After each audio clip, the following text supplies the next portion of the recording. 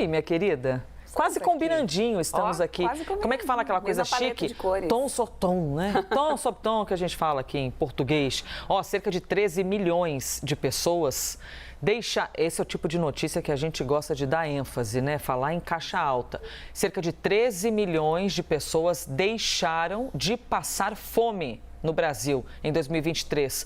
O país teve também uma redução de 30% daquele núcleo da população chamado de insegurança alimentar. E isso também no ano passado. Quais fatores contribuíram com isso, Débora? Imagino que sejam números ali oficiais e que até é de interesse do governo ressaltá-los, mas nós temos sempre também que olhar de maneira crítica, né, para a realidade desses brasileiros. O Instituto Fome Zero foi que fez esse levantamento para poder trazer essas informações para a gente. E eles apontam 3 fatores ali, entre eles, claro, o Bolsa Família e a forma como o programa foi revisto nesse último ano, que possibilitou a entrada de novas famílias, mas sem sombra nem resta de dúvidas, o aumento do valor do Bolsa Família, isso favoreceu essa retirada desses 13 milhões de brasileiros dessa zona, né, da fome aqui no Brasil. Eu chamo vocês aqui para vir comigo até o telão para vocês acompanharem. Enquanto isso, eu lembro, viu, Elisa, que esse aumento do Bolsa Família, ele veio já do final do governo anterior,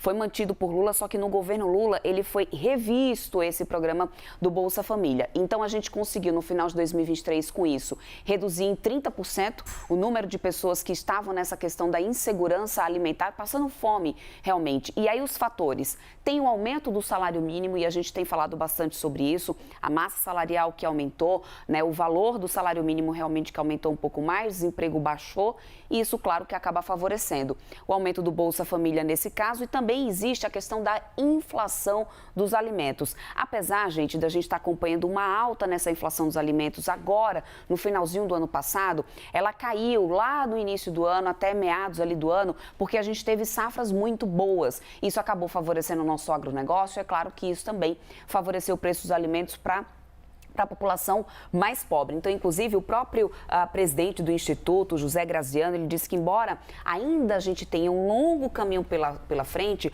o acerto nas medidas de aumento do valor do salário mínimo e dos repasses do programa do Bolsa Família, além, claro, da baixa da inflação, demonstrou que realmente a gente está no caminho certo, porque a gente já está tendo resultado.